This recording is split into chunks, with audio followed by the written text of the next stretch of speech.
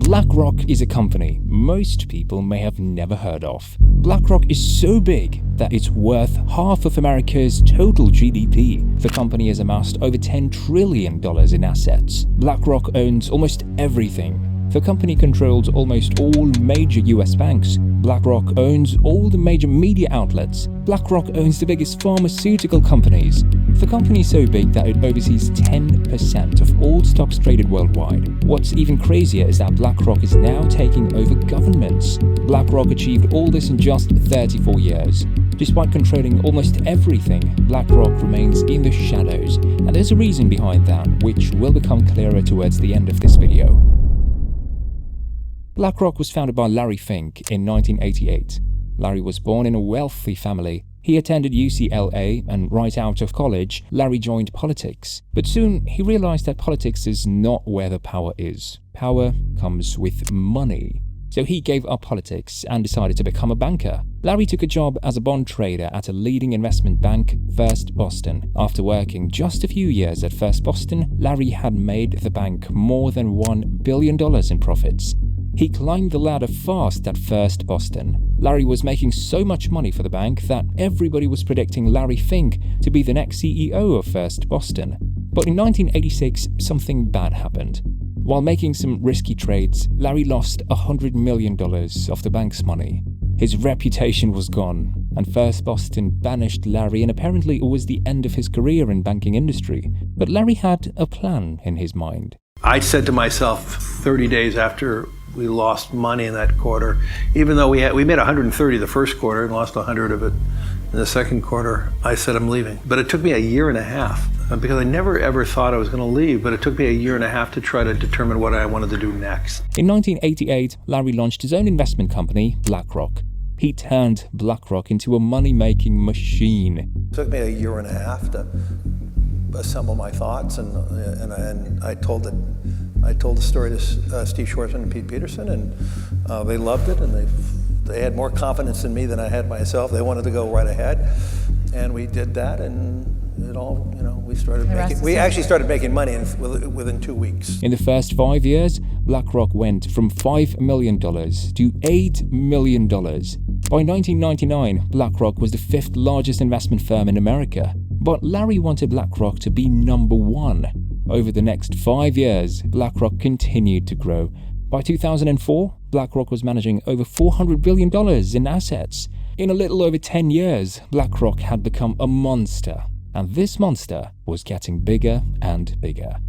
And then arrived the Great Recession of 2008. The American economy fell off the cliff.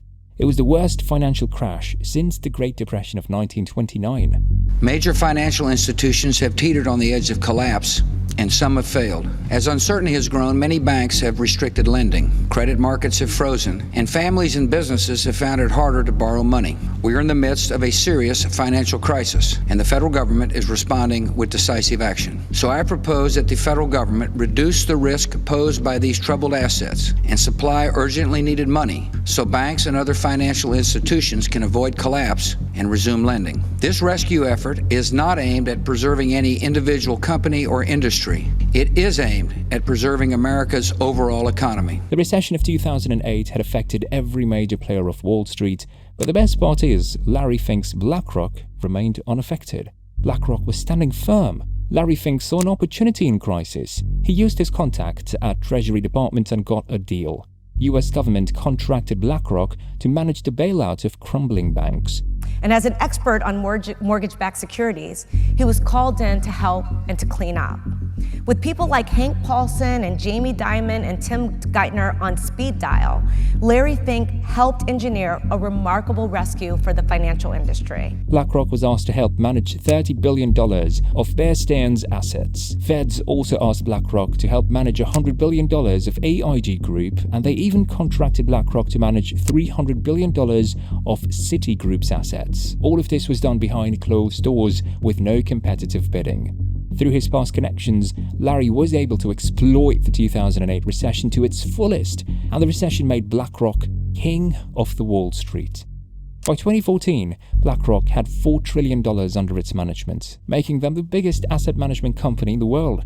BlackRock spent billions of dollars on supercomputers and developed a software famously called Aladdin. Aladdin sets BlackRock apart from its competitors. This software helps BlackRock track millions of trades and analyze their clients' portfolios 24 hours a day to perform risk analysis. Aladdin is like a central nervous system for BlackRock. This high-end software literally goes over every possible scenario and pinpoints anything that can possibly go wrong, allowing BlackRock to make the best possible decisions. BlackRock has a hand in nearly every big company these days. They're top shareholder of Apple at 5%. They own 4.6% of Microsoft, 1.9% of Amazon, and 4.6% of Deutsche Bank. BlackRock remain in the shadows all this time because they own the media. BlackRock owns 90% of the media, which might also be why you've never heard of them. Together with Vanguard, which BlackRock partly owns, BlackRock now controls 18% of Fox, 16% of CBS, and 13% of Comcast, who themselves own NBC, CNBC, MSNBC, and Sky. They even own 12% of Disney. And it didn't stop there. When the US economy once again neared its collapse in 2020, BlackRock once again came to the rescue for both Wall Street and the US government itself. The federal government contracted BlackRock to bail out corporations with too much debt or the companies which needed money to stay afloat. The dependence of US government on BlackRock made the company even more powerful. Larry Fink has become like a billionaire oligarch who holds unprecedented power over not just the economy but the entire world.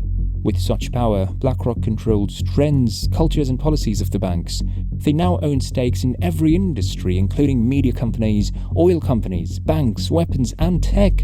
And in recent years, the consequences are becoming dire, as BlackRock now owns too much of everything, and Larry Fink is now exerting his control over the world.